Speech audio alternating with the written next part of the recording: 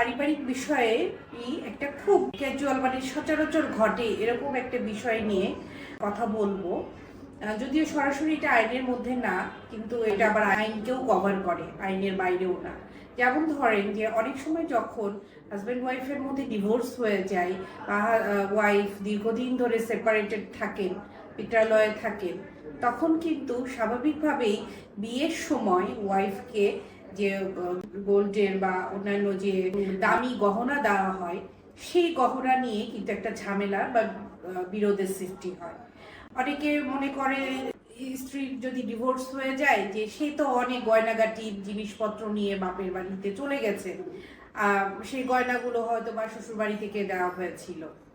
আবার অনেক সময় স্ত্রীও কমপ্লেন করে যে আমার বাবা দিয়েছিল বিয়ের সময় অনেক গহনাগাটি, সবই আমি আমার স্বামীর বাড়িতে রেখে এসেছি, সেগুলো সেগুলো কি হবে, সেগুলো আমি কিভাবে পাবো, সেগুলোর যে বিষয়। তো আমি এই বিষয়টা একটু আপনাদেরকে ক্লিয়ার করতে চাই যে ধরেন যে কাবিননামায় যদি উসুল দেখানো হয় গহনা দিয়ে, হ্যাঁ, তাহলে যদি দেনমোহরের কথায় আসেন, তাহলে দেনমোহরের যে টাকাটা সেটা এই গহনা দিয়ে যদি উসুল দেখানো হয় এবং কাবিননামে যদি এটা প্রকাশিত থাকে, তাহলে কিন্তু দেনমোহরের টাকাটা থেকে ওই গহনার সমপরিমাণ টাকা কর্তন হবে। এটা গেল দেনমোহরের টাকা। আচ্ছা, এখন দেখেন এখানে গহনার বিষয়টা এমন, এখানে তো আপনি যে জিনিসটা দিচ্ছেন, দেওয়া নেওয়া করছেন, এক্ষেত্রে কিন্তু আপনি কোনো চুক্তি করছেন না যে অবশ্যই এটা গিফট দিচ্ছেন আপনার ছেলের বউকে বা আপনার মেয়েকে।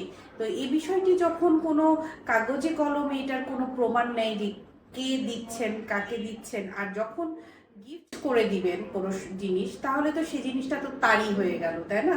তাহলে অনেক সময় বলে যে না, অনেক গহনা নিয়ে বউ বাসা থেকে ছেড়ে চলে গেছে।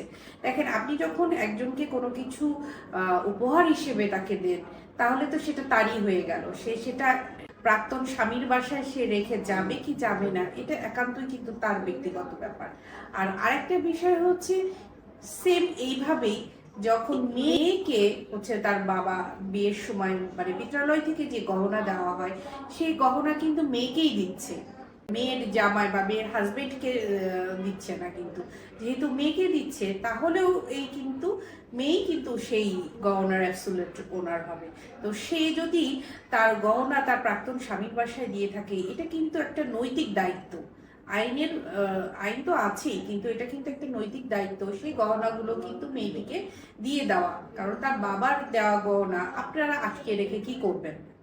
তো এই তো গেল বিষয়। কারণ এটা নিয়ে কিন্তু খুব একটা সবসময় প্রত্যেকটা ডিভোর্স কেসেই কিন্তু আমরা শুনতে পাই, কিছু না কিছু শুনতে পাই যে এ পক্ষ কিছুটা কিছু নিয়ে গেছে বা ওই পক্ষের বাসায় কিছু না কিছু থেকে গেছে।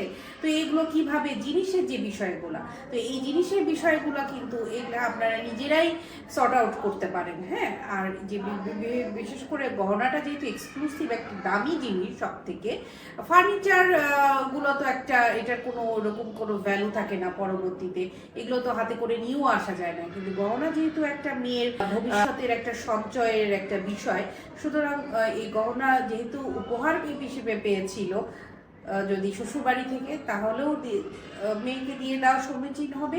আর তার বাবার বাসা থেকে দেওয়াটা তো তারই জিনিস, আরো বেশি অধিকার আছে। তো সব ক্ষেত্রেই কিন্তু এই গহনাগুলো কিন্তু দিয়ে দেওয়াই ভালো। আর যখন দেনমোহর থেকে কাবিননামায় যখন উসুল হবে, সেটা যখন দেনমোহর থেকে কর্তন হবে, তখন কিন্তু এটা একটা অ্যাবসলিউট আইনগত অধিকার হয়ে যাবে। কারণ সে তো দেনমোহরের ওই সমপরিমাণ টাকাটা কম নিচ্ছে, কারণ তাকে গহনা দিয়ে দেওয়া হয়েছে। তো এক্ষেত্রে তো কোনো বিতর্কই থাকতে পারে না, অবশ্যই মেয়েটার অ্যাবসলিউট কন্ট্রোল এবং পজিশনে থাকবে গহনাটি। তো আশা করি এই বিষয়টা আজকে একটু ক্লিয়ার করতে পারলাম। পরবর্তীতে এরকম ছোটোখাটো যে পারিবারিক বিষয় নিয়ে আলোচনা হতেই থাকবে, কথা হতেই থাকবে। আপনারা সবসময় ভয়েস অফ লর সাথেই থাকবেন আশা করি। আজকে এ পর্যন্ত, ধন্যবাদ।